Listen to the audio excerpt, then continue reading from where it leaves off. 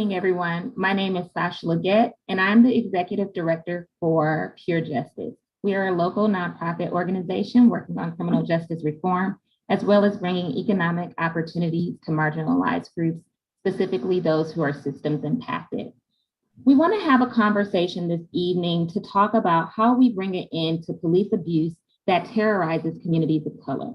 As the trial for Derek Chauvin is ongoing and we're all watching this across the country, we want to have a conversation about what legislation looks like, what opportunities for litigation looks like, and how do we access accountability for these communities who are facing some of these issues. These nonprofits who are here who have brought this together with me are the Tubman Project, as well as Restoring Justice, so that we can have this community conversation. This evening, we're going to hear from some who have experienced some issues with the police, and they're going to share their stories. And we're also going to talk about the potential for those pieces of legislation that are in the works right now, some hopes that we hope to come out of it, and some of those things that our community desperately needs.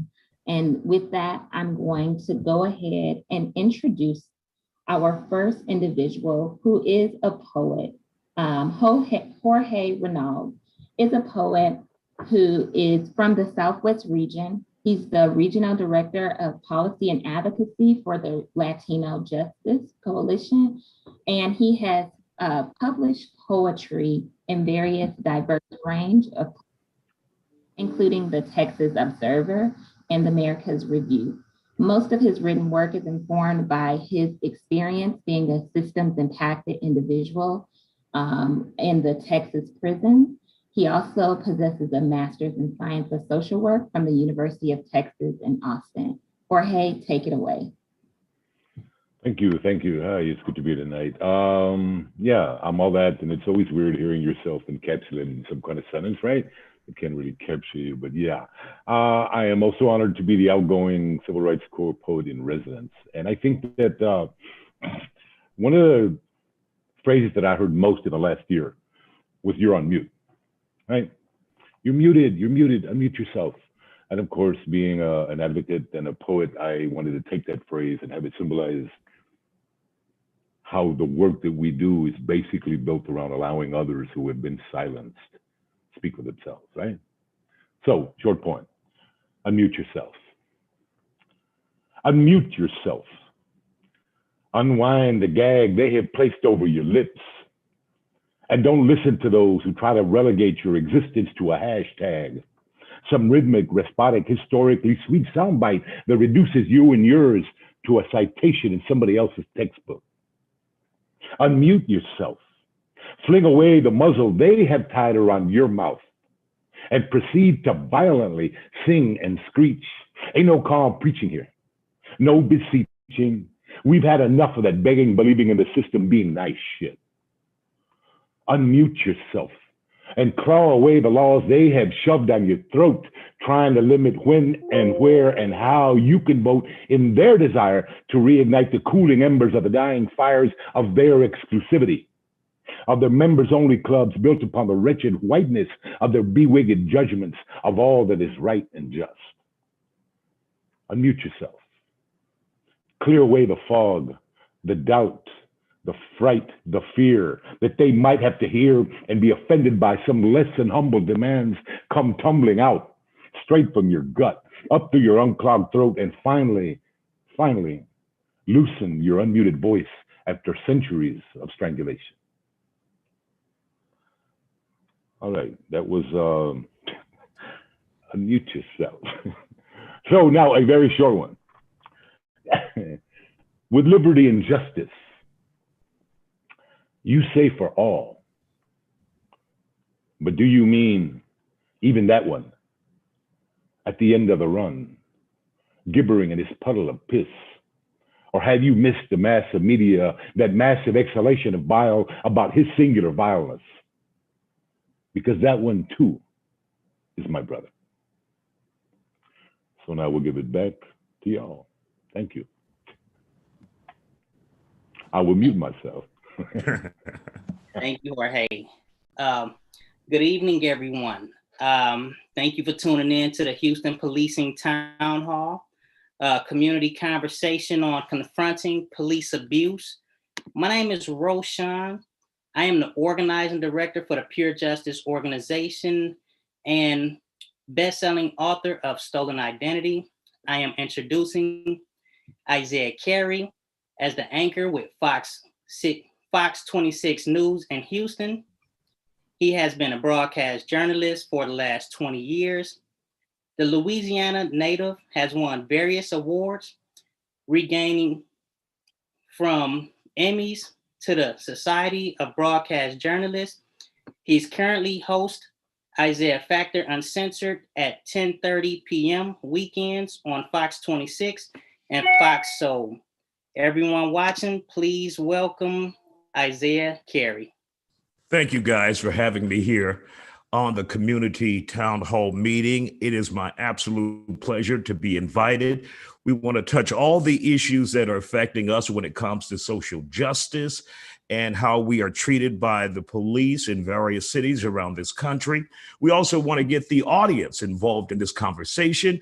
If you guys have questions, make sure you text it to us, send it to us. However, they have prescribed doing that here on the community town hall meeting, but we're glad to have all of our guests and our panelists here on the event this evening. Now, we're going to begin with one of our survivors. Lloyd, if you're out there, we want to get you back on and ready to begin sharing your story. What we want to do is establish the type of issues that we're dealing with here in Houston and around the country when it comes to how police officers, law enforcement in general, will handle an African-American, Latino, various minority groups. So Lloyd, let's start with you and your story and tell us exactly what happened and give us your full name.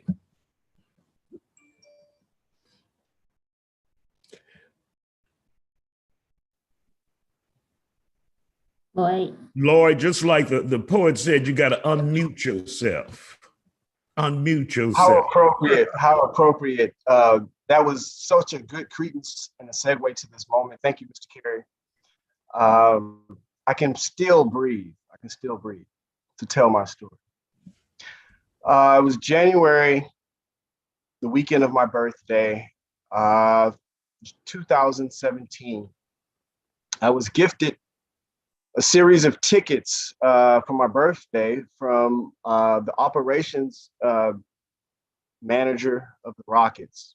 I had met him at a karaoke restaurant, actually, for my dad's birthday. Anyway, I was turning 30 years old, which is a big deal, you know, 30 something. Let me say that. I don't want to get my exact date. I was turning 30 something. And I received these tickets in the mail, email, virtually. And I was so excited because at that time, James Harden was playing for the Houston Rockets. He was the #1 player in the league, in the NBA, the National Basketball Association. And I was excited to see him.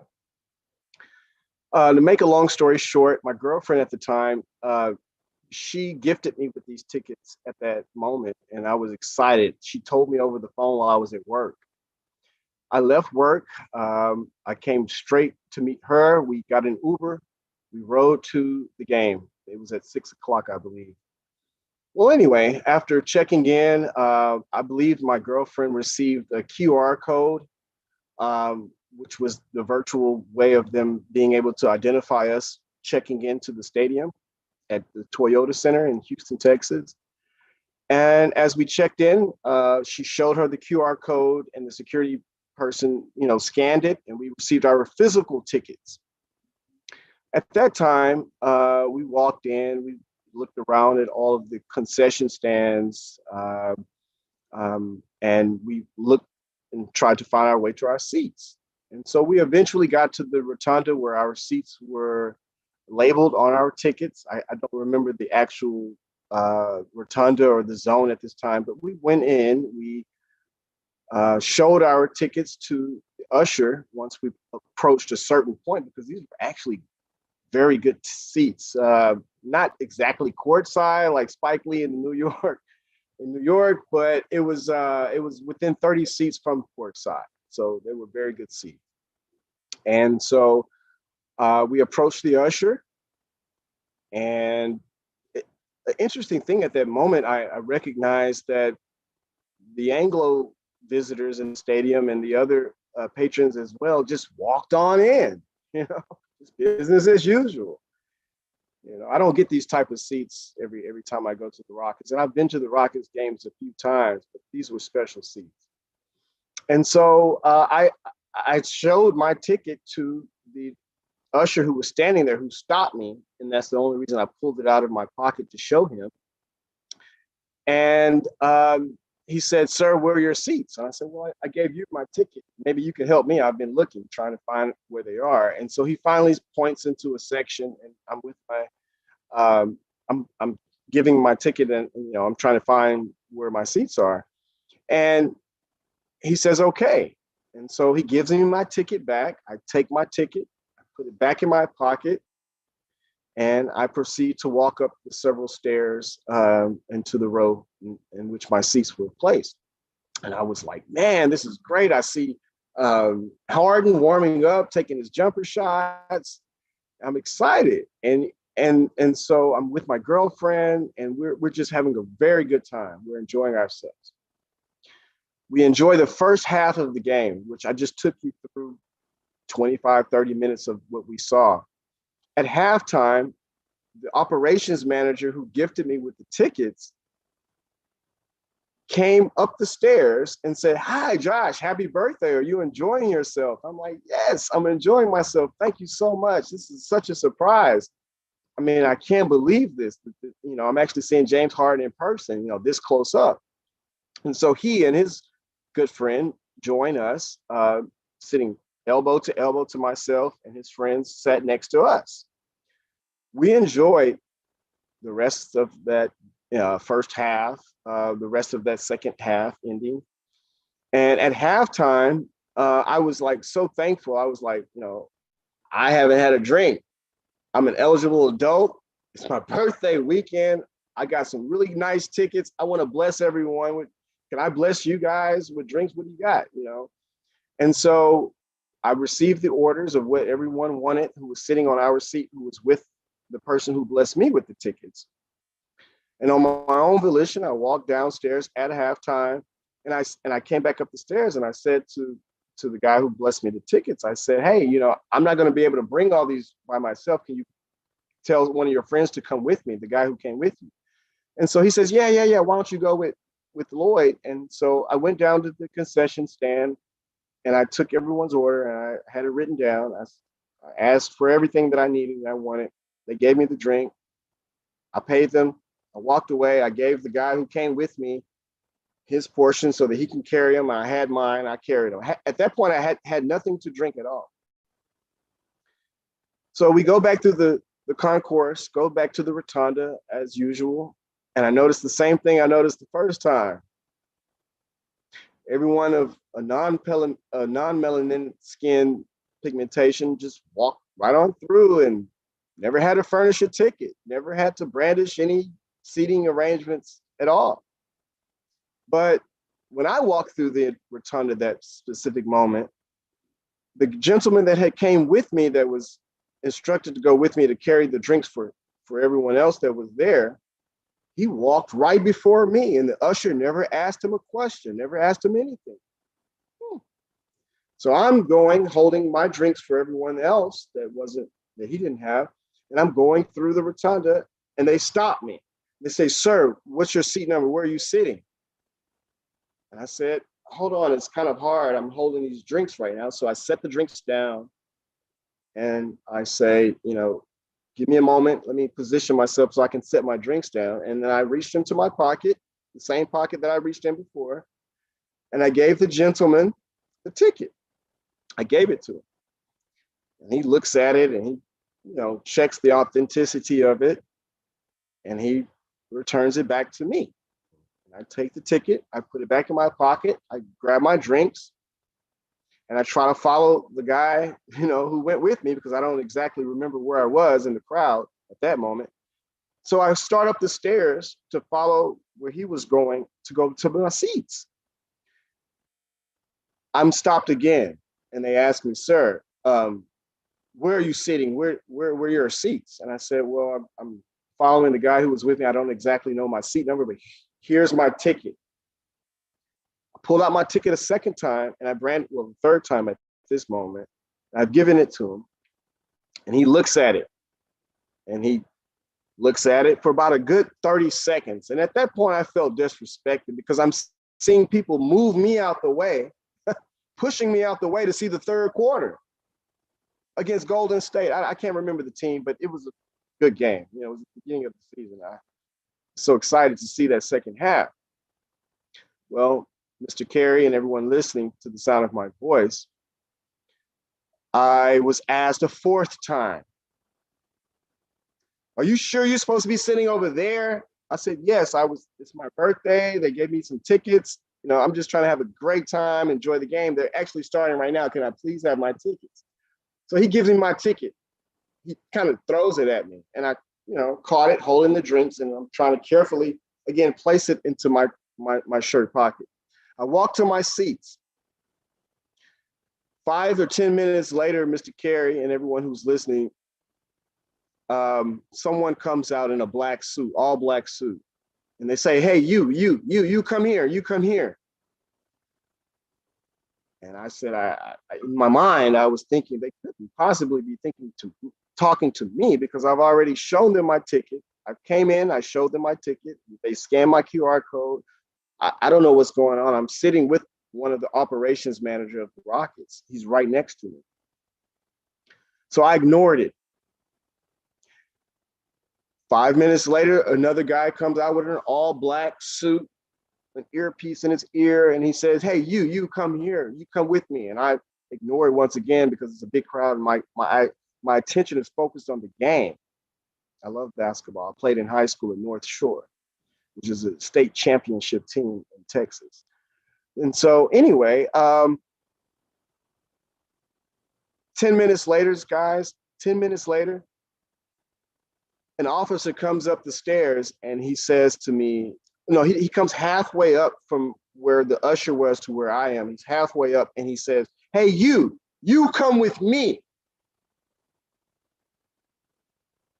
And again, I'm not subjecting to anything because I don't think I did anything wrong, right? And so he continues up the stairs, and by that time I can see his eyes, and his eyes are looking directly at me. And so I figure something is about to take place. Some altercation is about to happen. And so I decide to move out of my seat, and in moving out of my seat to let my girlfriend move to the right next to where the guy who gave me the tickets, they attacked me. He made some type of phone call, and he grabs me by my arm and he says, "You're coming with me." And I said, "I didn't do anything wrong. How am I coming with you?" He says, "You're trespassing. You're trespassing." I'm like, "No, I'm not. I'm here with the tickets that the operations manager gave me. How can I be trespassing?"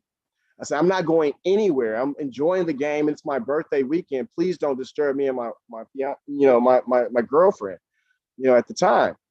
And so he made some call on the radio, and the next thing I know, about 5 to 6 SWAT team officers dressed in all black SWAT regalia are marching up the stairs in the stadium at Toyota Center, and they're trying to arrest me. And I'm asking, "Where are you putting them in? Why are you putting me under arrest? What did I do? I didn't do anything wrong.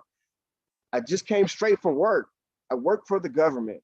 I'm an investigator. So why are you bothering me? I don't understand this."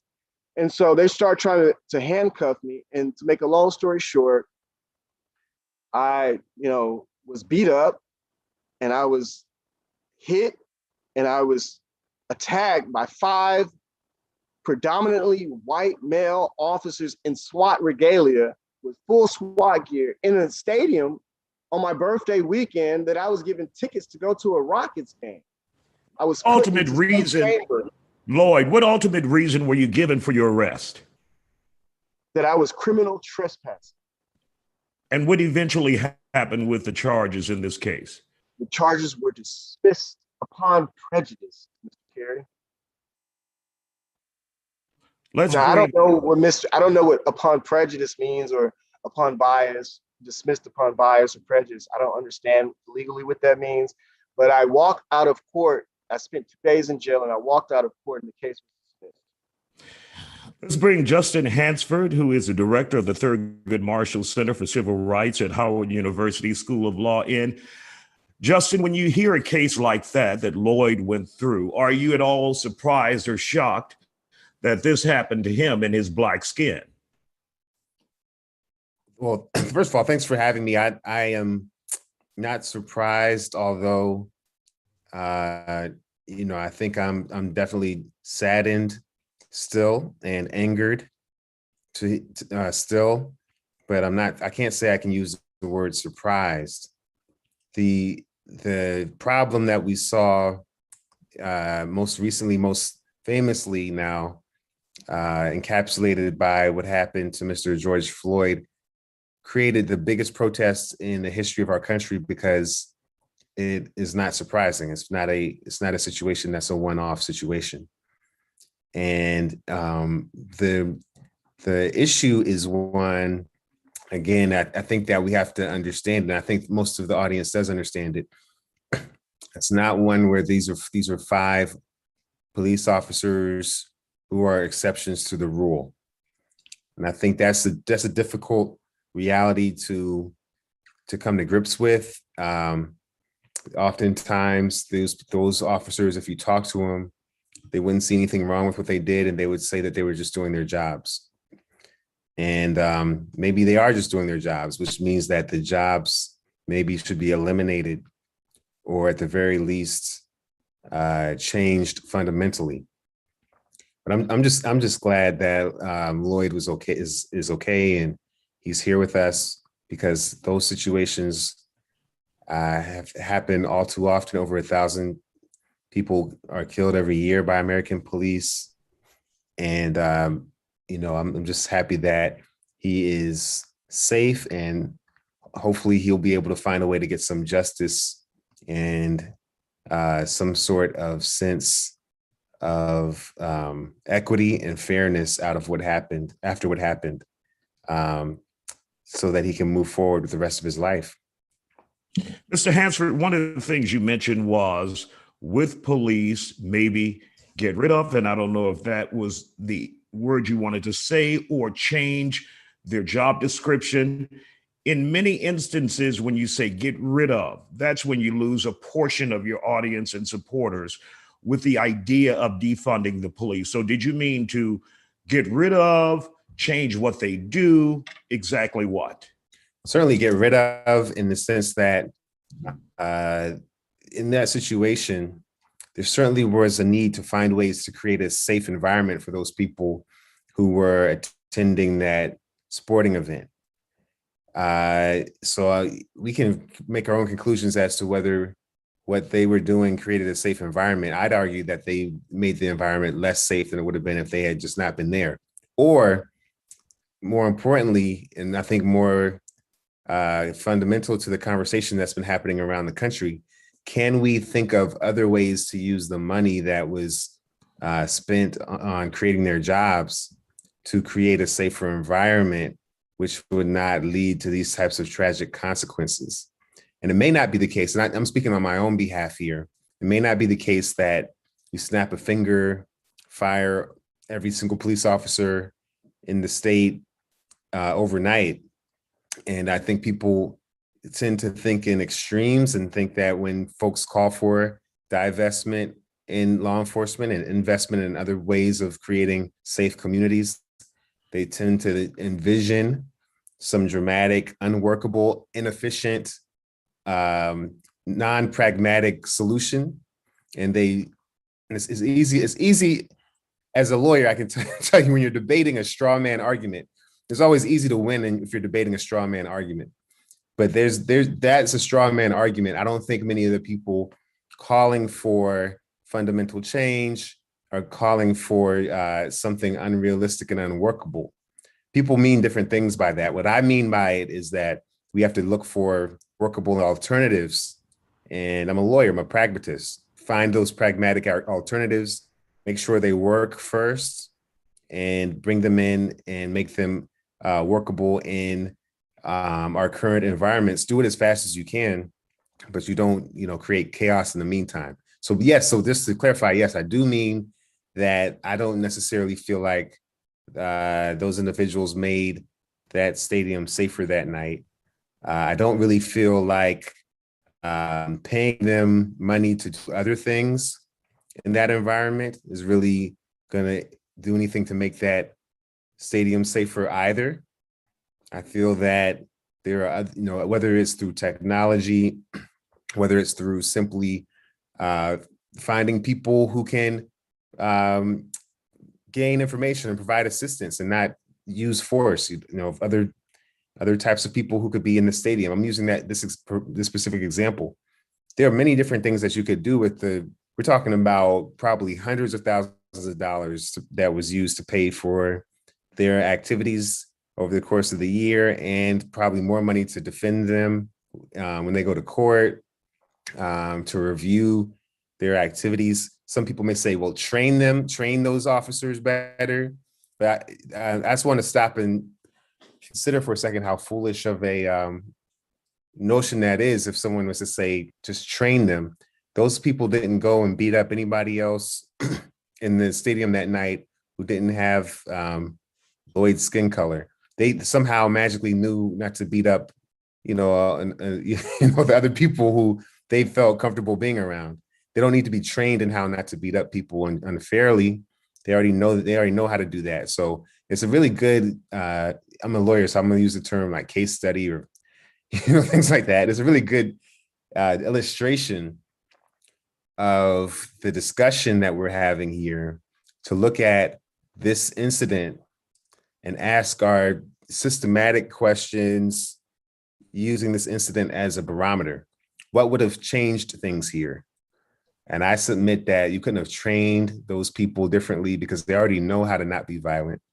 I would submit that you couldn't say, well, as opposed to training them and interacting with Lloyd differently, train them to do other things. Why? Why don't you just hire people who are better at other things, as opposed to training them to go to work somewhere on some other part of the stadium?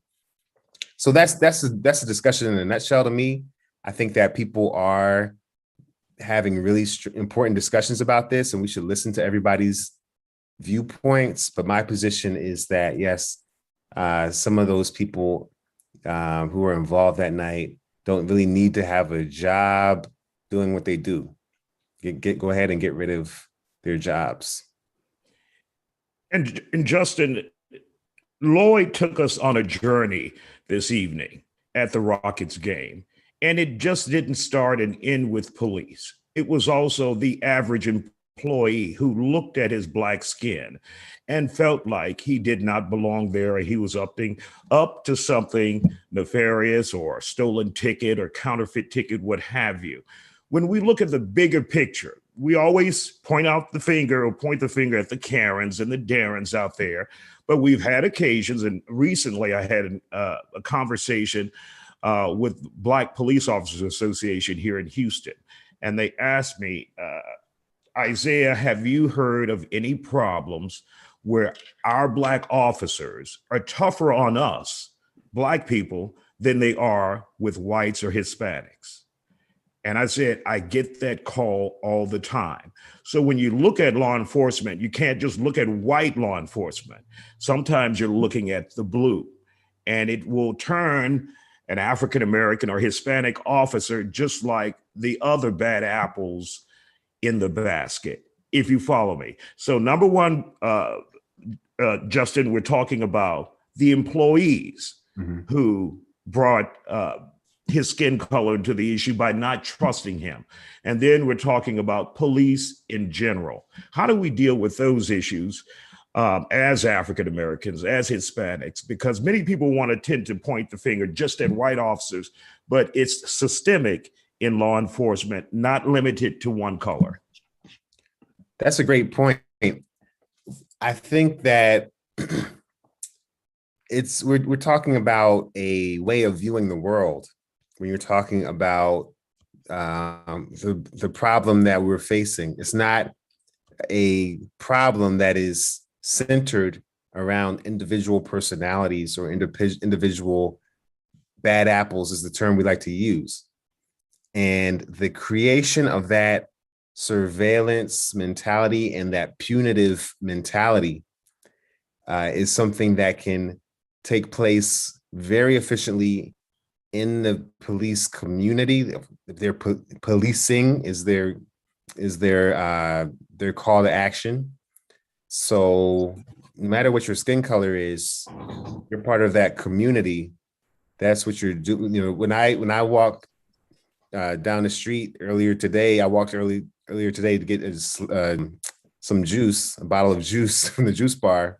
Police officer was standing there. He was looking at me, looking for something that he could use to issue a ticket or make an arrest or something like that. They're looking for infractions to punish.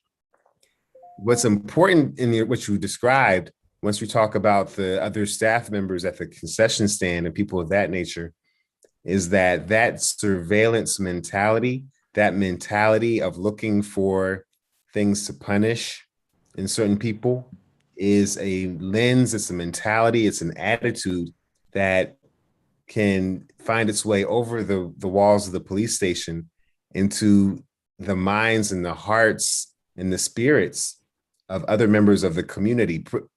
Historically, when we've created things like Neighborhood Watch and other types of extensions of the policing apparatus, that's been an easy way to get average citizens to buy into the system of thinking that is the bedrock of the policing enterprise, which is a system of how can we punish people to create a safer environment? What level of punishment can we create? What system of punishment can we create? How often do we need to implement that system of punishment in order to create a safe environment?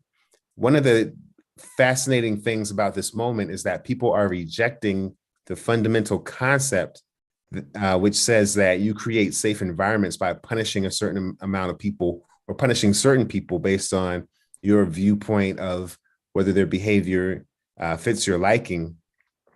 And instead, we're saying that there are other ways to make communities, and not just communities, again, go back to the example.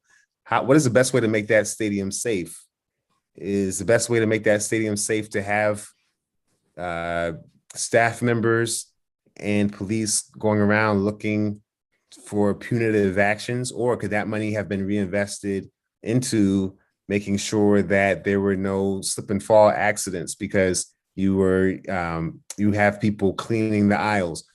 Could that be reinvested into creating higher quality seating areas so that people don't get injured and fall? There are lots of different ways to create safety in the stadium. However, as a community, the decision was made to create safety through the old surveil and punish framework, which is the foundation of most policing enterprises. So again, just to conclude, what you described is so accurate.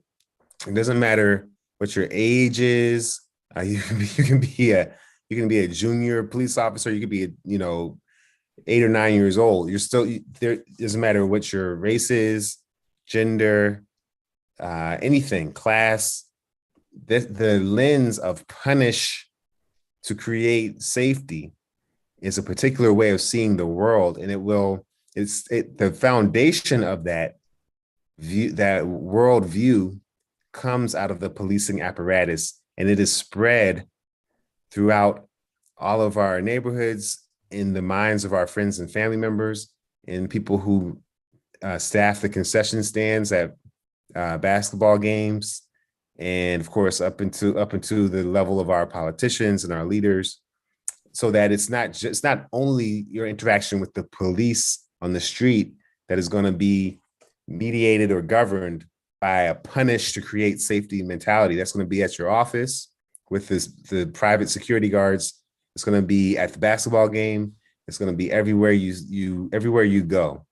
And that's really why it's such a fundamental transition that we're trying to make, because if you make a transition away from seeing punishment as the best way to create a safe environment, literally that changes so many aspects of our society way beyond simply law enforcement on the street.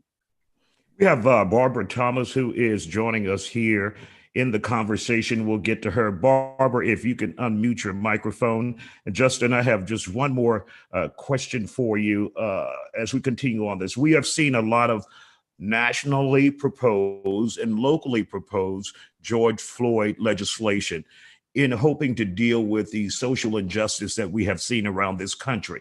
Have you seen any that has so far impressed you?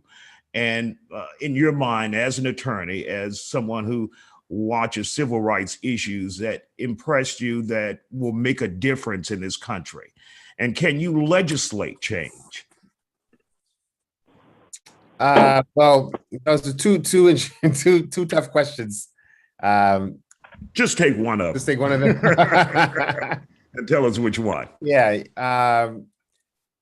I do believe that you have to change structures to create sustainable change. Legislation is part of that structural change. I think it's incorrect to think that you can create major fundamental change without being able to capture it and make it something that's enforceable outside of the current moment. So yes, I do believe that legislation, I don't think legislation is enough on its own. We know that. I mean, we just look at our own history. You know, we had a Civil Rights Act. We thought that was going to, get us free, what did they say, free in 63. So Martin Luther King and others thought that was going to be more of a transition and transformation than it actually was, because legislation itself doesn't work. You have to enforce it. And so legislation by itself isn't enough, but I do think you have to find a way to make structures sustainable. Something like the George Floyd and Policing Act is, to me, not, you asked me if I was impressed or something. The thing that impressed me was another piece of legislation called the Breathe Act that the Movement for Black Lives put out this past summer. And I encourage people to look that up. That's a more fundamental transformational vision for doing what we described, creating a way that to keep us safe as a society that isn't grounded in punishment. That's the Breathe Act was something that was, I could use the term, impressive. The Justice and Policing Acts in both Texas and on a national level do important things. They seek to end qualified immunity.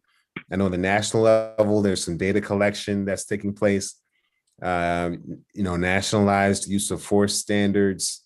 So these are things that I think are good things to do. I've opposed body cameras, and the Justice and Policing Act emphasizes that. So there's also actively negative things in these acts, as well as positive things. They're complicated. It's going to take a long time to analyze it. But at the end of the day, you do have to make that part of the process. That keeps the conversation going. That makes and you can see the people opposing it should demonstrate to you how important it is, because they're opposing it for a reason. If it wasn't important, then they wouldn't have the opposition that we're seeing to all of these political changes. So yes, legislate.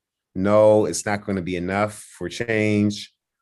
No, I don't think the Justice and Policing Act is enough, but yes, I do think it's a positive.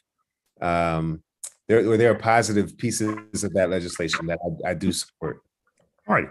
Well, Barbara Thomas has joined us now, and she is what we consider a survivor of a police encounter. And Barbara, if you can briefly share with us your story so we can get more questions into you all who have joined us, along with Lloyd and Justin as well. Barbara, what happened to you? Well, I was actually asleep in my home late one evening due to a long day, and just normal things. I started hearing strange noises, and I wasn't sure what it was at first. So I thought maybe people were outside, maybe fighting. So I'm going to get up and investigate with my phone in hand, because I'm thinking, well, I may need to call 911 because of the noise, and it's so close to my door, not knowing what was going on outside. The minute I entered my living area, within an instant, my door was kicked in. Guys all masked up with guns pointed directly at me. I'm on the floor trying to protect me and my son.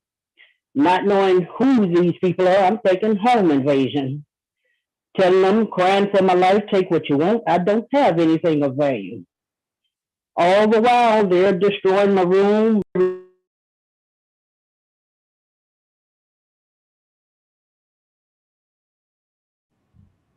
Barbara, I think we lost your audio.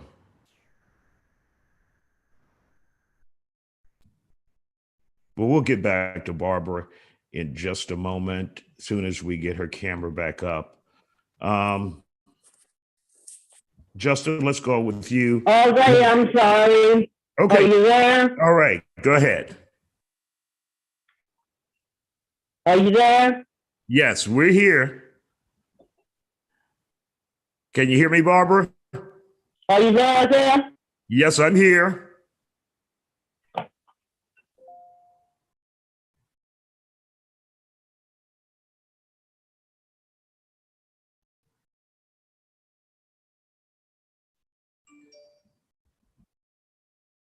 Let's go on with another question, Justin, that we have for you as a panelist until we're able to get Barbara back. Is abuse inherent in our policing system that we have across this country?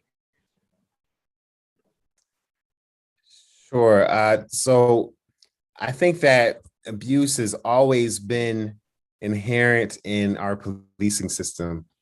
To create a policing system that does not have abuse would be a fundamental change. We've never not had abuse in our policing system in the United States. And we know that the policing system in the United States began during slavery with the slave patrols. And we cannot find one decade, you can't find 1 year since that creation until now where it was, I don't even want to use the term abuse on its own, because abuse of power is a framework which is very broad and can include a number of different ills and bad actions, but specifically racial violence has always been part of policing in the United States on race.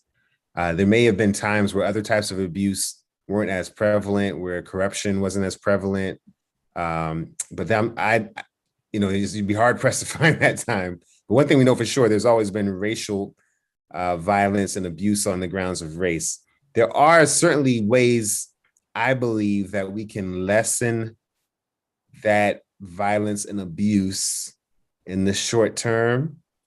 I think there have been things happening around the country, replacing police with mental health crisis response teams, replacing police engaging in traffic stops with refusing to enforce, petty traffic violations with stops, using technology, refusing to enforce petty laws like loitering and some of these other laws that are oftentimes used really as a pretext to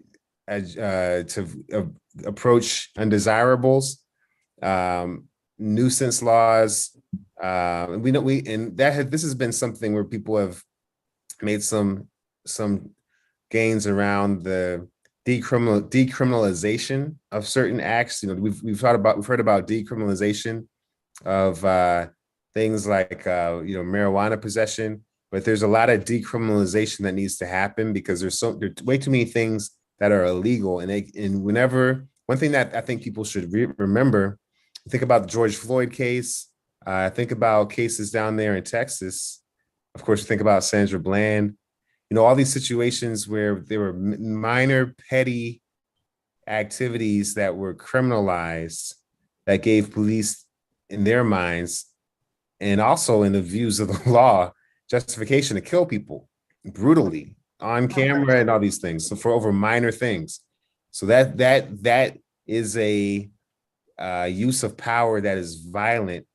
And I'll tell you what, a lot of us in society as human beings feel like it's an abuse of power to do so, but under the eyes of the law, it's not an abuse of power to use deadly force to effectuate an arrest. You know, there's some cases for those who are lawyers, Tennessee v. Garner, you know, these cases, Connor versus Graham. There are cases that talk about how police can use these extreme levels of force to try to effectuate arrests over the most minor things you can imagine. And if they feel like people are resisting, they can ratchet up that use of force. That's why, you know, I'll just go on a tangent and say that even in the George Floyd case, I don't think it's an open and shut case that Derek Chauvin will be convicted because of the way the laws are set up. So I know, Isaiah, you probably thought that was a direct question, but for me, that's a complicated question because what is abuse to those of us who believe in human rights, and what is abuse of power to those of us who are more humane? Under the eyes of the law, that's just the way business is done. And when it comes to law enforcement in the United States. So there's always been what you could say wrongful use of power, wrong use of violence in ways that are unjustified. There's always been that. And I think that it would be a revolution essentially to find ways to avoid that happening in the future. It looks like Barbara is back. So I'll cede the floor. I had a question if I can. Lloyd, go ahead. Yeah, I just wanted to ask, in watching the George Floyd case today, and listening to the law enforcement officers and those who teach escalation, de-escalation, arrest practices in the Minnesota Police Department, one question that was asked was there necessary force to arrest Mr. George Floyd in the way in which it occurred? And there were 3 officers on the body of Mr. Floyd. So I'm asking you, Mr. Hansford Professor, why were there 4 to 5 to 6 SWAT team members called to handle me, who was unarmed? You know, I was scanned and screened when I walked in. I gave them my ticket. Why were 5 officers, and should that be legal? And what are we going to do at the end of this call to make those type of practices, the policies roll back and to make that banned?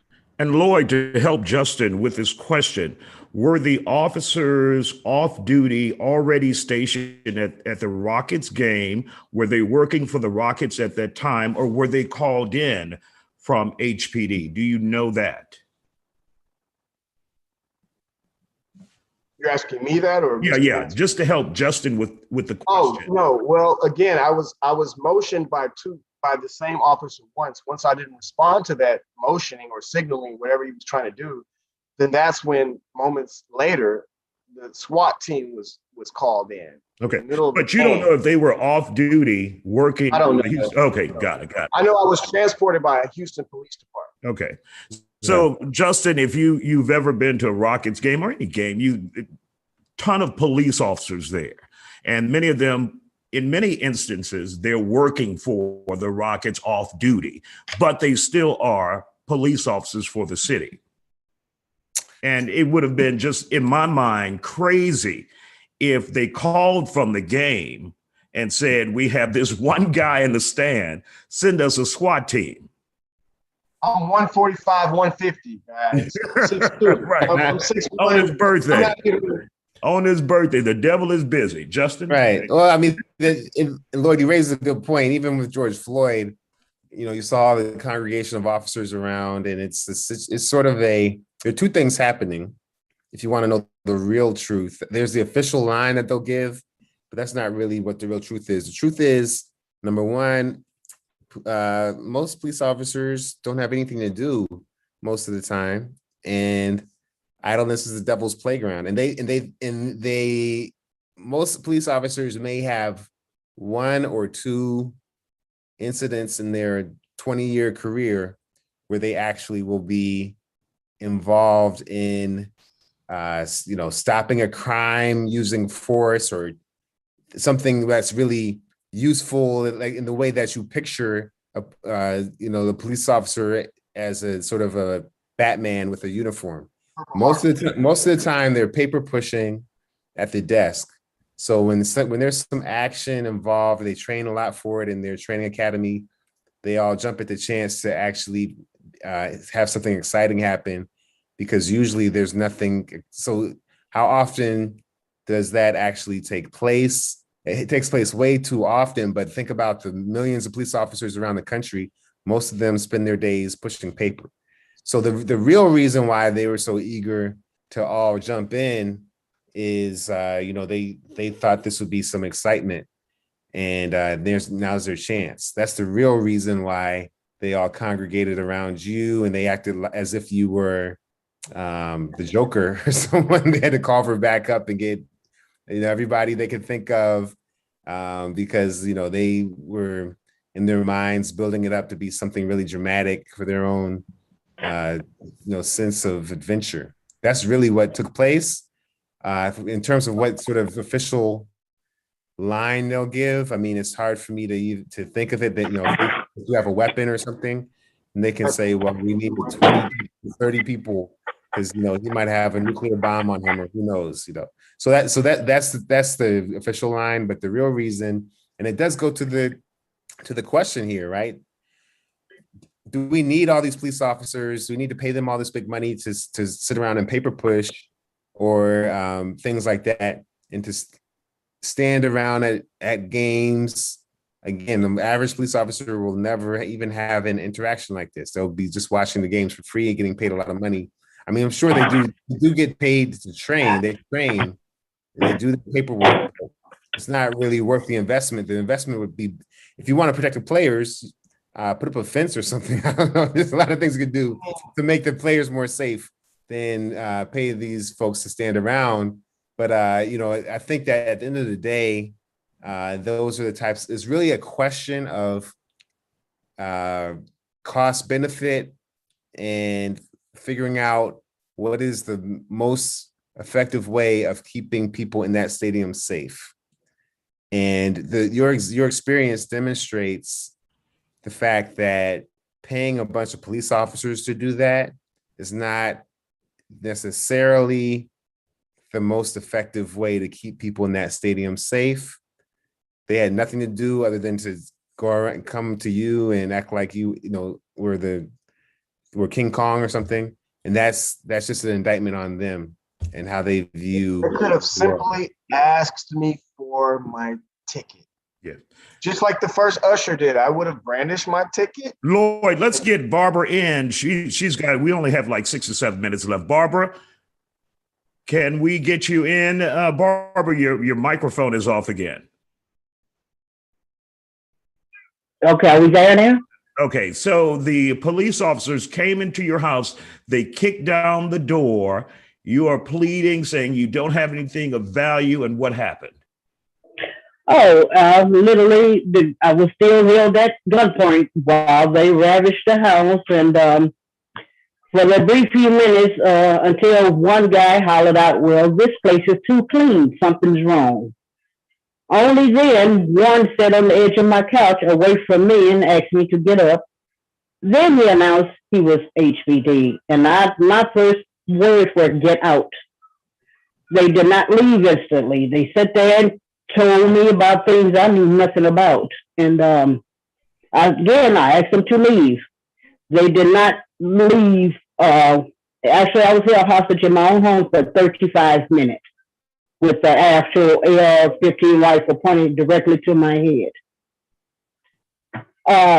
They left. They told me they felt they needed to come in, even though they figured out the address was wrong, but they felt the need to just come in. Those were the exact words the officer said. All right. After that, they left, and they just actually invaded everything about me in my life that I worked so hard to achieve within 35 minutes. Justin, here it's almost like Lloyd's story, accused of something, mistaken identity, and then at the end of the day, no apology, no I'm sorry, move on. Exactly. Yeah, the one thing I will say is that the Justice and Policing Act there's been discussion around eliminating these no-knock warrants and in other situations. So again, I think that these injustices are injustices that we can fix as a society. The question is, will we find the political will and energy to force our representatives to do so? Down in Texas, there's been discussion around it. How are we going to get the sense of urgency together so people like Barbara and Lloyd can rest easy at night, knowing that what happened to them was not something that was just in vain, just an injustice that they have to live with, but something that was a beginning to the process of change. That's what we need to figure out. And I think that we can solve these problems. We can make it so that what happened to Lloyd and Barbara don't happen to anybody else. And we should be focusing on trying to make that a reality.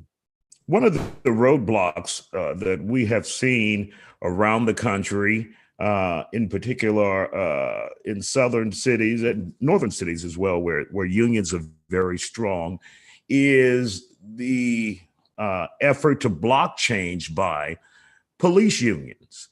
It's an issue. If Ashton Woods would be here, that would be one of his issues as well, dealing with the police unions because they have their own lobbying effort on the local level and the state level, blocking, in many instances, change that lawmakers are trying to push through, but they get the ear of many Republican lawmakers. And then many of the pieces of legislation, like the George Floyd Act, would fail in legislature. So how much do you see police unions as roadblocks in changing various police departments around this country? Well, I don't know if that question was directed Yes, to for me. Justin. Okay. And Justin, just so you know, you can make it quick because we have 1 minute left. And I'm usually TV time, and I end at 7 when it says 7. Yeah. Well, if Lloyd wants to jump in on this too, feel free, Lloyd. But I just wanted to say I worked in the legislature, the 76th legislature, and the city of Rodney Ellis, now commissioner of Precinct 1 in Harris County. And so I support unions overall. However, I believe that the carte blanche, that police unions have, that we have seen since the 50 deaths since George Floyd's death, I think that speaks to something that we do need to change. I don't know if it's a defund totally complete across the board, but there needs to be further discussion legislatively and community-wide that discusses the rights that police officers have and the rights that individuals have during confrontation. Because again, this situation could have easily been resulted, my situation, in let me see the ticket. And I would have shown them the ticket and they would have said, it's done. Bingo. Well, it's 7 o'clock. We want to thank you guys for joining us. I think someone else will take over at this point.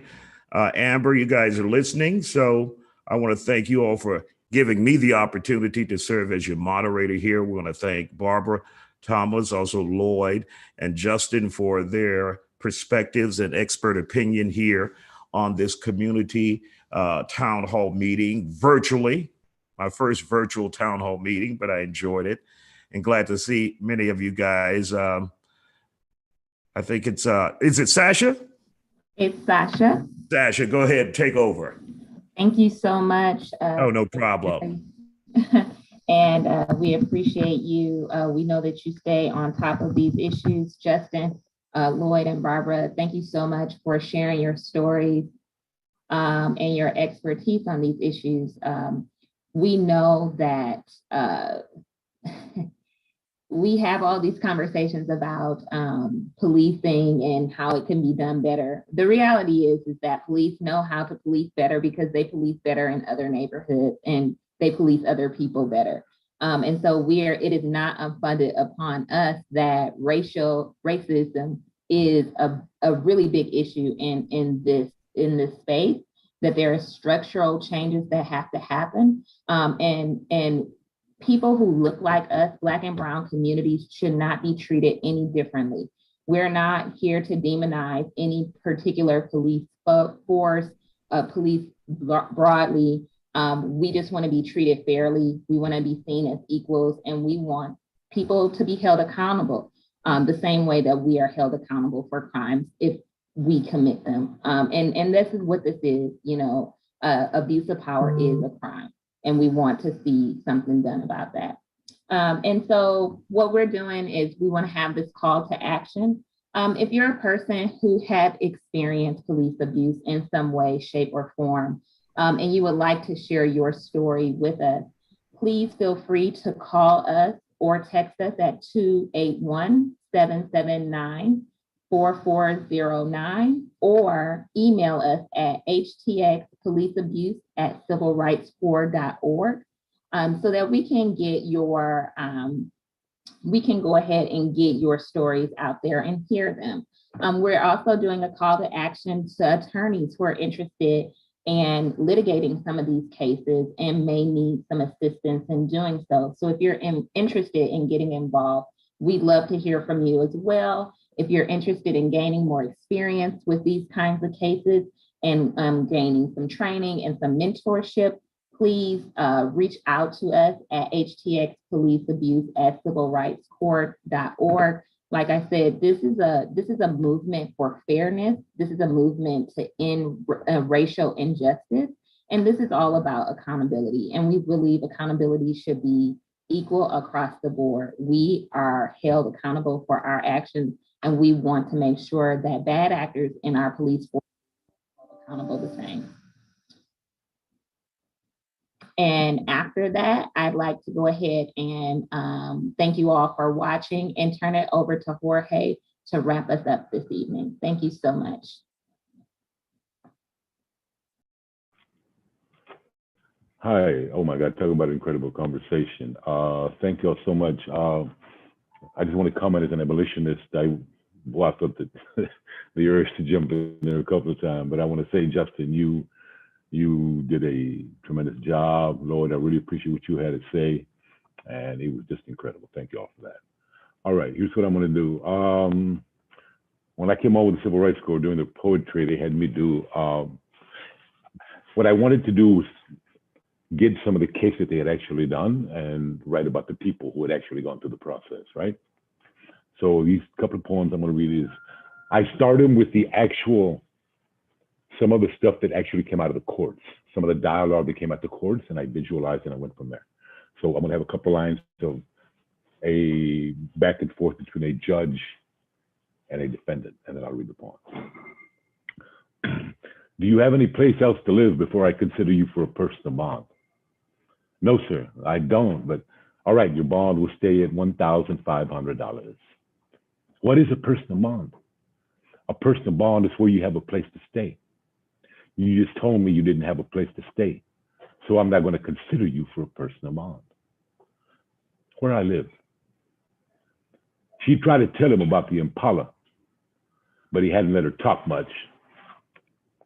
So he didn't know how it took them 3 hours to push it behind the trees down where South Gessner ended near to the park, and how it was away from all that mess downtown, and how Kendrick had pulled the back seats out and ripped away the rusty wall between that and the trunk and laid carpet that he'd washed first, so she and the baby wouldn't be cut by the tore up tin on the floorboard.